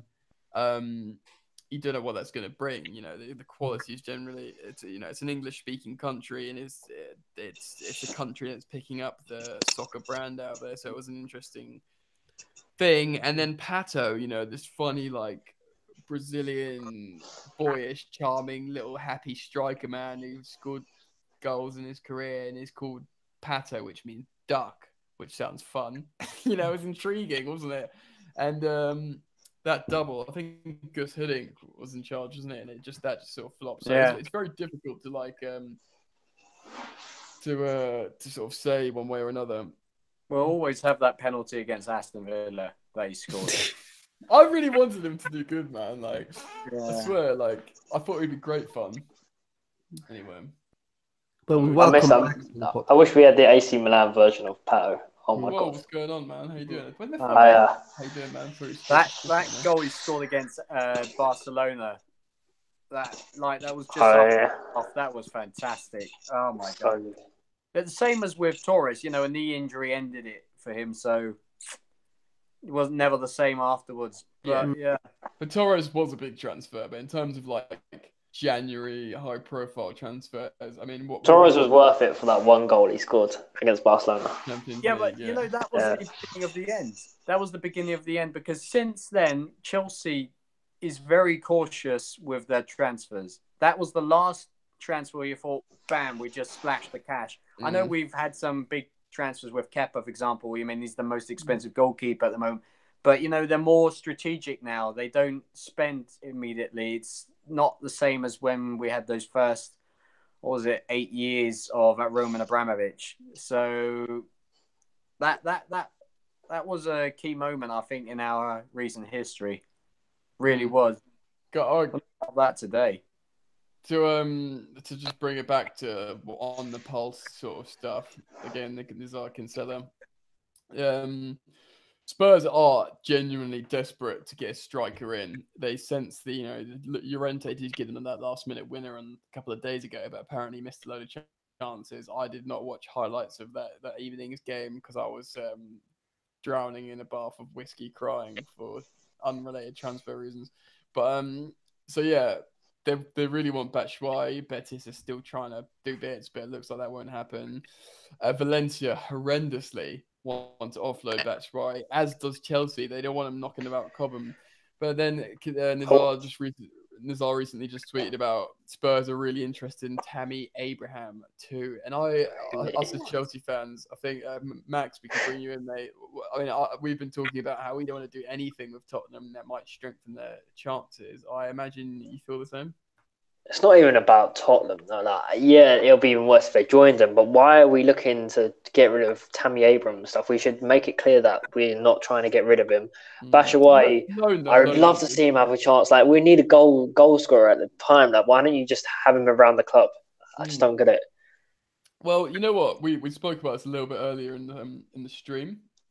How early doors at the beginning pre-season, I was saying I'd quite like to see Batshuayi given a chance as sort of, but before like the whole season unfolded with Sarri and stuff, and so I thought it might work. But we were talking about how coaches find them a little bit difficult in training in terms of retaining information, and when you've got very like meticulous Italian coaches like Conte and Sarri, when they just want you to retain loads of information, and you've just got this happy SpongeBob poacher, that doesn't like keep information in. The thing is, he's so talented though, isn't he? Like, you see him at Dortmund, the goals he scored, like it's like any of the top goal scorers would score, and he just needs a chance. And I feel like as soon as he grows up a little bit, and he will take it on. I feel like now he mostly feels more than ever that he should he should now know more than ever. He needs to learn and he needs to train harder, listen to what the managers have got to say. And I feel like this is like, so if someone's gonna do that to him, it's gonna be Sarri. He's gonna sort him out. He's gonna be like, look, you're gonna have to do this if you want to play in the squad. And I think he's ready for that because he's a great finisher. In the box, left foot, right foot. He knows what the goal is. It'll just turn and shoot. A little bit like Harry Kane, oddly, but like, and also we were saying earlier as well how it's not just that. Although he might tactically and spatially be not what the coaches want, but he still does have good chemistry. Like he did that again, we said earlier, with that goal with Willian when he did the flip on Hazard. We've seen him do a little bit. He's got a great setup player as well. It's not just a finishing. He can pass and he can set up goals as well. So he's got the ability. It's just about giving him a chance, and that's Chelsea's biggest problem with any other player, every player. With our young players, it's just giving them the chance, and that's same with Calamus and Adoy we're getting at the moment. So. Yeah. I mean, the thing is, ultimately, again, it's almost with the Willian thing. As much as we want to like say one thing or another, if the coach has spent X amount of time with Willian and he needs to only play his football, and if there's one player he thinks Willian knows how to play my football, whether he's doing it right or not, he knows the idea. I don't have the time to teach the idea into other players. And then you look at someone like Batshuayi, and the club's people within the club have said, you know what, he's a bit slow between the years. You think, fucking hell, it's the least thing that I want. And then you look at someone like Higuain, who knows it backwards, even if he's not in fine form or fine shape. So it's a difficult one. And not to change subject or anything, but did you see that our last 3 away games, we've failed to score since 2002? So Yeah, we haven't. yeah, I did see that. I was like, that stat, it's just, you can't be having a stat like that. Since 2002, Well, we've worst scored in at defeat. least once in every 3 away games. Yeah. And yeah, mostly one of the worst defeats as well. I don't know if it was Yeah, one. it's the worst defeat since '96. Really? Yeah, worst defeat in the Roman Abramovich era. I think it's '96, and it was a Yeah, 5-1 loss against it was a Liverpool, 5-1 it loss was. to Liverpool. Yeah, so it was a 5-1 loss to Liverpool. So technically, you could argue this is worse, because at least we scored a goal in that one. I just can't believe how the team just looks so apathetic. They don't look like they're all friends, do they? It was dreadful. Like nobody knew what they were doing. I mean, we sort of made a pact that we weren't going to talk about. Yeah, and I still angers me. I was watching that game and I was like, there's so many players, but it's so hard to watch because we ain't got no leaders. There ain't any leaders about. There's no one who steps up when there is some impact needed. And it's so hard to watch because we've always had some players who took matters in their own hands and said, well, no, we're going to play differently, because it seems to me that all these players, well, I'm fine, all got their qualities, but no one has the mentality. And then all these players are, well, you can see what they're saying when they do the transfers. They're saying, well, I want to play in the Premier League. I want to prove myself in England, maybe have a nice lifestyle in London. Are they really committed to Chelsea Football Club, or would it just be, would it be no difference for them playing for Arsenal or Tottenham or any other team? Because I get the impression that they are not really bothered by the club and not really playing for the colours. I'm not even going to lie. None of them look like Chelsea players. Throughout the years, we've always had the Lampard. Like a Chelsea player. He's the only one, and he's a fucking 18-year-old that we've just bought from Exeter. He looks like the most Chelsea. But like a few years ago, you look at Chelsea and you go, we haven't got the best team, but we've got the most passionate players. You know, we've got a few of them. Maybe like Liverpool only really had one or two. You know, but we had the core. We had the Ashley Cole, Lampard, Terry, Cech, Drogba. We had all of them, and even if they, some games they weren't the best players, even though we know how very good they are, we knew they were going to give it their best. And now I look at the Chelsea players and I go, who? Then I can't even think of one. Who's gonna go put their heart on the sleeve? Maybe Aspilicueta at best. Yeah, but and even then he can have a fucking stinker. But he's not an aggressive leader. Can I? Because we all go for the tangent here. Can I bring it back to players just for questions posed to you, boys? Yeah, go for it, man. So let's talk. Regardless to what happens to Sarri this season, let's just say Sarri is here next season. We win a trophy, maybe get top 4, whatever narrative. It looks like he probably won't want Giroud to continue. Now, Giroud's contract will be up. I think it would be, because it was signed 18 months in the summer. And Lyon have showed interest, and French clubs will snap him up because he's a recent Premier League winner and he will score goals in France, and he's Frenchman and whatever.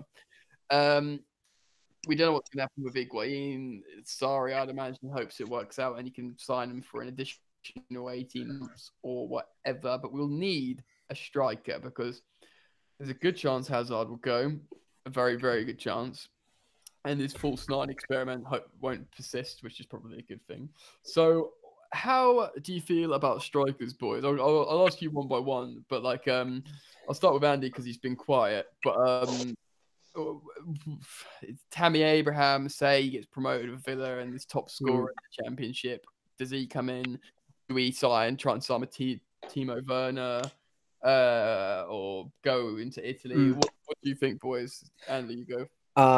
In my opinion, if you play one striker system, you need 3 strikers in your squad. Tammy Abraham would, of course, be one, maybe the second choice for me. Then who would be the third choice? I don't think we need a leading striker. If it will be Gonzalo Higuain in the upcoming season, I'm not quite sure. If it isn't Gonzalo Higuain, it would definitely be not Timo Werner, in my opinion, because he's not a sole striker in that sense. He's used to playing counter-attacking football and he needs spaces. And if he doesn't get any spaces, you could see with Germany when they play possession football, he kind of goes to the wings and tries fancy stuff, but he's not a striker for us and he doesn't score the numbers, in my opinion. So for me, there's only one name, and that is Mauro Icardi. Right, okay. Well, I'm going to go along linearly here. I'll ask Jimmy next. But what happened to the fucking days where, say, Tammy Abraham's a little bit more senior now, be 22 or 23. He could be number 2. What happened to the days of just making the number 3 the development squad top scorer? Do you know what I mean? I know Chelsea's not in that interest, but why the fuck not? Jimmy, what you saying, man? Striker. Well, for that third striking spot, it's got to be someone from the development squad. I mean, we do have Deshaun Redden. I think that's how you pronounce him. I just use him as the third striker. I don't give a shit whether Sarri wants someone else. But we have to remind ourselves that we've been playing with only 2 strikers the past few seasons. I don't think we're going to change that. So I agree with you that we need the third, Andy, because we have no options. Nothing. So do I. We've always had 3. We've always 3. That's why, even if it's a youth player, he's clearly not trusting Giroud. He didn't trust Morata. Then give a youth player a chance. There's no point playing Hazard at false 9 when it's not working. So I agree that when Gonzalo Higuain, if he leaves, we need one. And Mauro Icardi seems like the only viable choice. I mean, let's go through the countries. In France, not really a striker that you think. Not really. Spain. Also, I mean, there's Maxi Gomez, but he may be going to West Ham. Also, he's not a finished product. Italy, well, maybe. I mean, there's Moricardi, of course. They've got that Piatek. I mean, what a first game he had. Oh, mate, that fucking... Why did we get him? I mean, it sounds weird because, we don't... I know why we want him. He's the Lewandowski. How old... he's the new Lewandowski. How old is Paco Alcácer? You what? How old is Paco Alcácer? 25, mate. Yeah, but Paco Alcácer. He won't. He's just... he just signed, didn't it? He's just signed for Dortmund. That wouldn't make any sense. They're not going to let him go. Luka Jovic. What about Luka Jovic? I'm pretty sure it's going to go to Real Madrid. All right, I'm going to get Drew quickly. Going to go to Real Madrid. I've got a load of names on my head. Honestly. Sebastian Haller. I'll tell you that. Yeah, he's all right. He's decent. I like him. He's not really a goal scorer, though. He's more of a playmaker. Like, he's like a target man, isn't he? Yeah, he's more of a target man. That's true. But, we're playing with Giroud, so... And he could be our Milik. Icardi was a tall striker that had technique as well and could do things with the ball. And Haller's pretty much the same. Jovic is a great shout, Andy, but I'm telling you, he's going to go to Real Madrid. I'm telling you now. Okay, I'm going to put a few names out there, yeah? Yeah. So, obviously, you've got Mobile, who didn't say, who's a very good striker on his day. We're going to discuss that. Yeah, go on. I mean, he's bad for Italy, and he didn't do well in other leagues. But, since he's been at Lazio, he's done consistently well. Also, another big shout that nobody talks about is Richarlison. He plays up front a lot. And I think in our style of play, I think it'd be great. Who else? Well, I was going to say, obviously, Icardi. We've got Jovic is all right, you just said. I don't know who else. I don't know if I know anyone else off the top of my head. Try to get Bakambu back from China. It'd be right. Velotti's dead. Velotti's dead, isn't he? I don't think he's done that well lately. That's a shame because I liked him, but because of Immobile, and I think Andy and I think quite alike in that regard. That would be a bad move. Really, was that? Yeah, it was a bad move. He won't accept the circumstances of living in England. He didn't even enjoy Germany, and Germany's probably that's because he didn't do well at Germany. He's not that he didn't enjoy it. He didn't do well. He absolutely hated it. Hold on, can we just Italy? Can we just? He had us loan in La Liga as well. We didn't like, but. Yeah. Boys, I don't know. Can we have a word for Serie A's top scorer who's going to turn 37 this month? Zapata. Quagliarella. Yeah. He's going to turn 37 this month. He's actually a beast now for some reason. Yeah, he's having the season of his life. He's got Ronaldo. Yeah, he's got more goals. He's got more goals than Ronaldo, more assists than Ronaldo. The same percentage shots on target. He's got better minutes per goal than Ronaldo. We're not even done that great, is he? I see it last. Good. He's got 120 minutes per goal. He's got 20 goal contributions. I mean, he's doing pretty darn well. He should be doing better for Juventus, honestly. They dominate. He should, but if you remember when he first went to Juve, he was like humbled Ronaldo in the sense of he went out wide and he was feeding they put up front now, though. He was he does, but he was doing for a while. He was almost doing the Benzema role in terms of feeding Mandzukic when he first went there.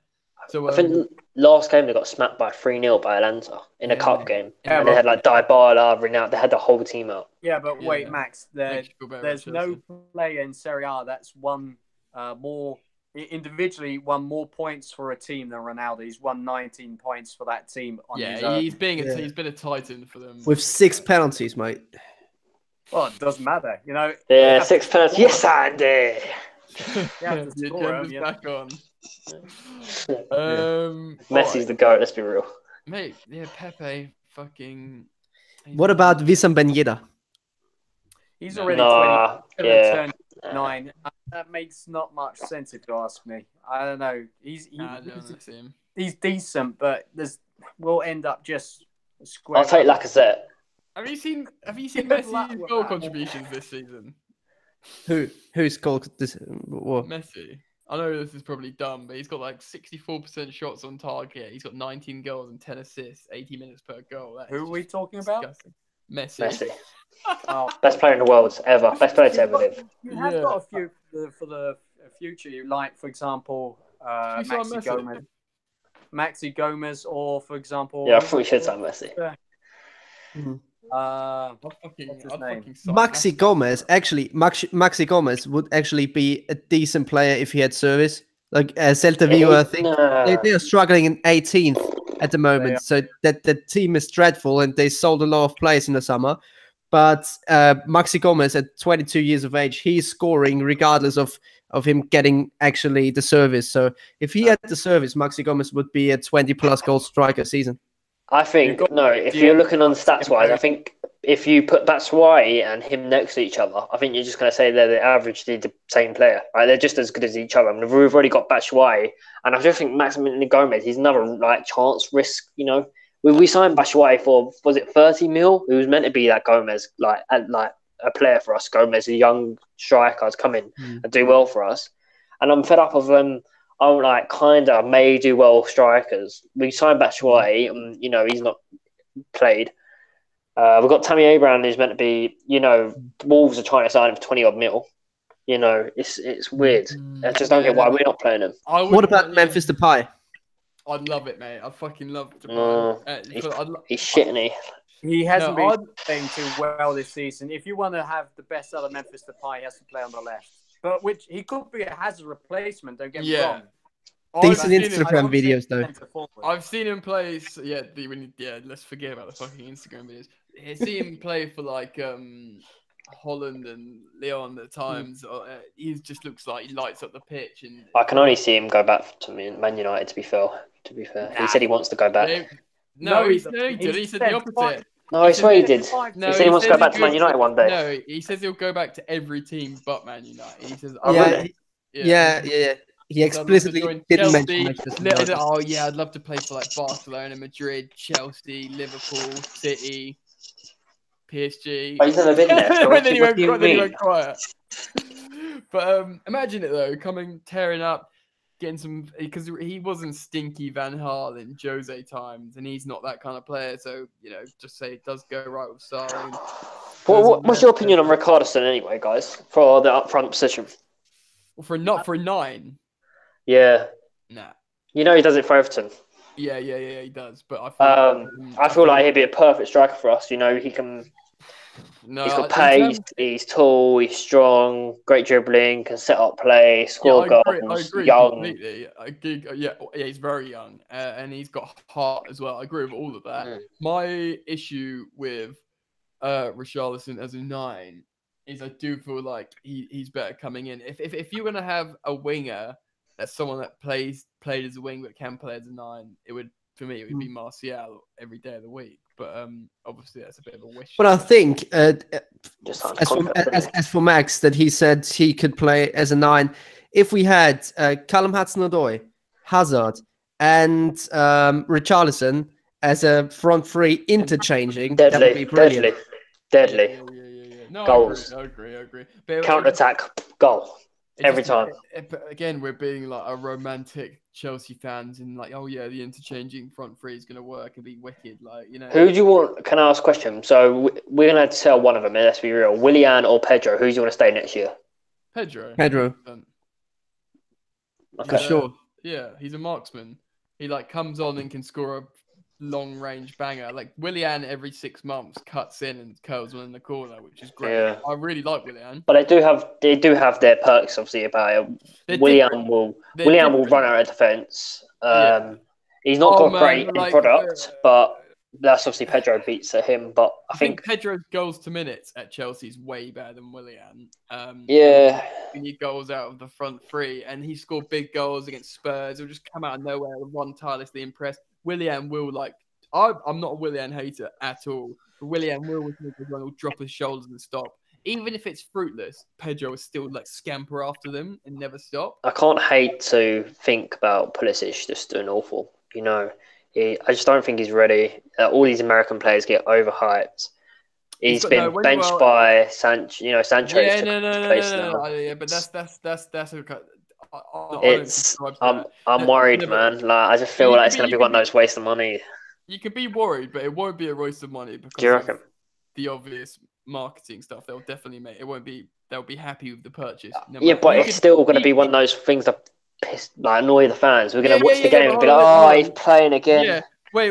But let me finish. That was like a prefix. Like it wouldn't be a waste of money for that reason. But Pulisic, he said to Dortmund, yeah, mate, I'm not signing a new contract. Even when he was like being excellent wonder kid. So there was a sort of relationship breakdown, but they got to an understanding where he says, right, I'll stay, I'll be your backup to Sancho because he got, he sort of phased out. Yeah, but even then, Sancho, even when Pulisic was on fire, Sancho's on fire has been top tier fire. You know, like every game. I think it's these stats from goals, he's like tripled it. From assists, he's tripled. That's an anomaly. From beating a player, he's all the stats have just smashed him. Like it's unreal. I understand that, mate, but you're missing the point. That's like an anomaly. What I'm saying is, your concern is he ready to play? He's been obviously he went to the academy at like 15, 16 at Dortmund, but he's got so much top tier. First team, top tier experience, Champions League experience,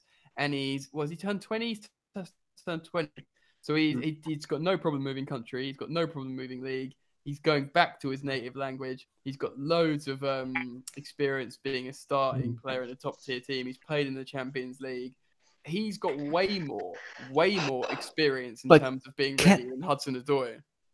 Can I just chuck something in? Just chuck something in. Frank Lampard gets a new player in Andy King. Just for the record. Yeah, on loan, innit? On loan, it's a good signing. Yeah, it's decent. So if you had to choose a player to stay at the Chelsea, is it Callum Hudson-Odoi, whose talent could be one of the best in the world, but we just don't know yet, or Pulisic, Hudson-Odoi, because he's English and 2 years younger, and we've just seen him. But that doesn't mean Pulisic's not a great signing. Yeah. Because he's shown great ability. He's young. He's such a hard worker. We're going to have so many problems next year. Whoever the manager is going to have so much to deal on their plate. We've got so many wingers, and the Callum Hudson-Odoi has already started moaning. It's going to be the dressing room next year. If you don't sort it out now, it's going to be a right mess. Honestly, it's going to be worse than this year. You know how it is going to be. People are going to moan because they won't play. The players we've got now are just depressing gits anyway, so it's just going to be a right. I think both Hudson-Odoi and Hazard will be gone next year. So really? I don't think we'll be flush for wings. What we're going to stick with Pedro and Willian and no, we'll sign. I think we're going to keep Pedro. Or I think we'll keep Pedro because he's signed a new contract. Or we'll sell Willian maybe. No, we're going to sell Pedro. We're not going to sell Willian. I think that the thing is with Pedro, first of all he's older, and only by 1 year. He is held in higher regard by the club than Pedro. Yeah, that's true. Even if that's true. Even if Pedro's held in a higher regard by the coach, you're right by saying that. Yeah, and he's actually been here 2 years less than Willian, and he's scored as many goals as him. If I'm not mistaken. So that says a lot. But I'm pretty sure Pedro. I could actually see him going back to Barcelona as a squad rotation player, which doesn't play a lot anymore, but he loves But it. We know they like to sign players Really past tough. 30 now, so would make sense. Oh, I see him go to like Sevilla or Valencia or something. What did you say? I didn't understand that. I said they like to sign players past 30 now, so it would make sense. Too. They've just been Kevin forced Prince. to from hanging out with Italian coaches too long. Sazio's just said Pulisic was not benched by Sancho. Pulisic was injured. Sancho came in, and then the rest is history. Yeah, and then Sancho has been kept in his place because he's better than him. Of course, like Sancho had the best assist to minutes ratio across Europe. They're never going to drop him, but it's unfair to hate on Pulisic when he had a breakdown of relationship with the club over contracts. I mean, 2 years ago, I was telling my old flatmate, this kid Pulisic, he's an 18-year-old American kid. He's got the confidence of the world. And he's got Did you say your old black mate? No, my old flatmate. Oh, okay. No, fine, yeah. We're open for it. We're all good. Yeah.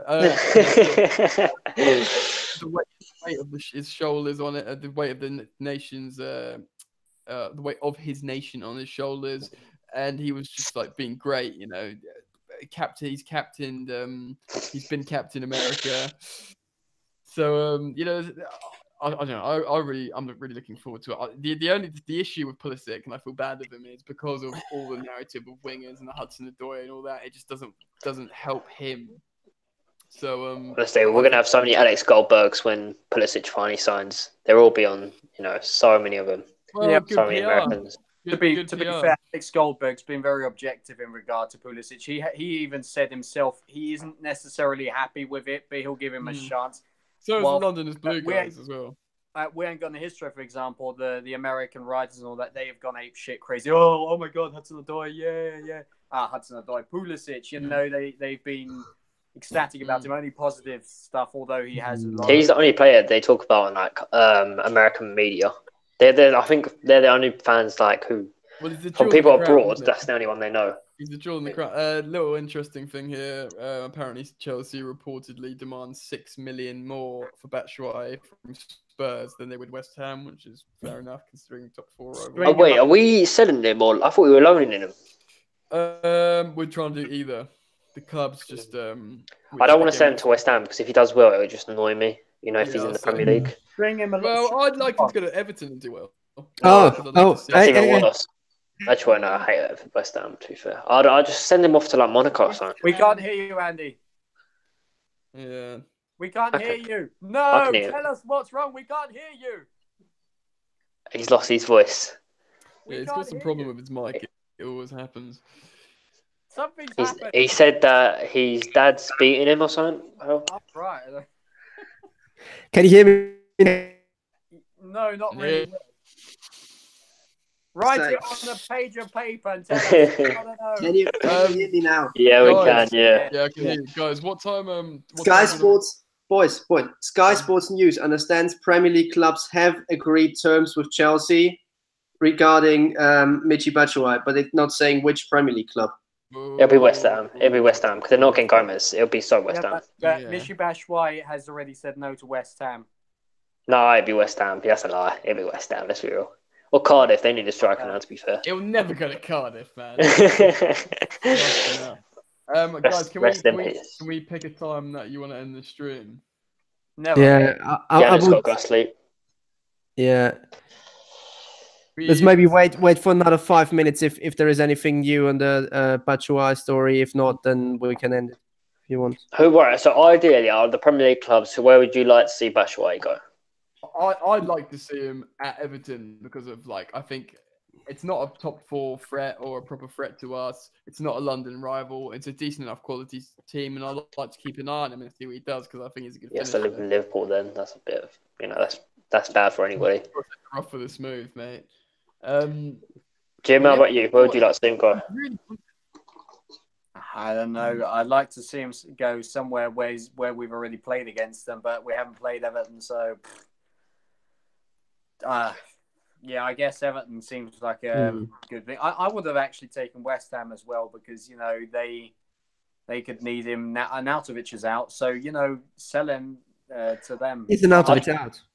Yeah, he's injured, badly injured. I'd quite like to give him to Leicester City because they've just signed Timberlands, didn't they? Or Yuri Timberlands. So that's 2 Belgian boys coming in. I think it'll be great, like great chemistry. Yeah, So for me, it's everything but Tottenham. I would be happy with everything. I think he might go. I think apparently I'm reading. Or Arsenal? Would you like him to go Arsenal? Would you? No, Arsenal's got enough. They wouldn't do that. They wouldn't. Yeah. Yeah, but you just said anyone, so it's right. Andy, we know, Talking realistic options. Talking realistic. I think he was so want to get rid of him that he might get loaned to Spurs, man. Well, he won't go Spurs. He'll be West Ham. I'm pretty certain of it. No, because apparently West Ham, Tottenham are with in talks. They need a striker. They're desperate. They're going to give him whatever he wants. Yeah, no, they don't. They've got Andy Carroll. I mean, he's they've got Andy Carroll.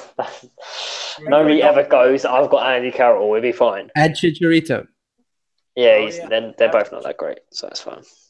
But he's been hot and cold as well. He doesn't really run. He's a good finisher, but that's it. If you give him the ball, he'll finish it. I saw a funny tweet earlier about how I think you saw my Twitter account. Yeah. Saw a funny yeah, it might have been Matt Law saying about how Chelsea and Tottenham don't do loan deals, but they're trying to do something. And then someone commented like, "Yeah, can we do something like you loan us Harry Kane for 6 months, and we'll loan you a trophy for 6 months." Christoph Tura loan deal with Valencia has been terminated, so Mitch, you best try. Christoph Tura, like Belgium. Tura, yeah, he's good. Yeah, that has happened. He's good, yeah. Loan deal. But what team is that? What team is that? Who? No, he's a journalist. Okay. Valencia deal where they have terminated Batshuayi's loan. He is a Chelsea player. Yeah, I would love to see him just stay around Chelsea and give him a chance. When we don't just change him in with. Well, they got 2.5 hours. Anyway, we can tweet about it. But should we wrap up, boys? We've talked about it. Yeah, it'll be fine. Yeah. Yeah. So, do you want to? Thanks for tuning in, everybody. Transfer Talk, the Attacking Three, Yannick on Chelsea, and that you can stop the feed, I guess, Danny. Andy. Yeah, I probably will do so. Yeah. Thanks for tuning in. Much longer than we expected it to be. I think short. Not really. I think quite some time now. 2 hours we've been speaking. Max joined us along the way. Jimmy was there. Yannick was there. You can find our handles in the description below. I will put Max's handle of Twitter also in the description below. When the video will obviously stay on YouTube. I think. The audio will be released as a podcast, at least in parts. Thanks for listening. Thanks for watching. Thanks for joining in. And we will see you next time on the Attacking 3 Transfer Talk. Bye-bye.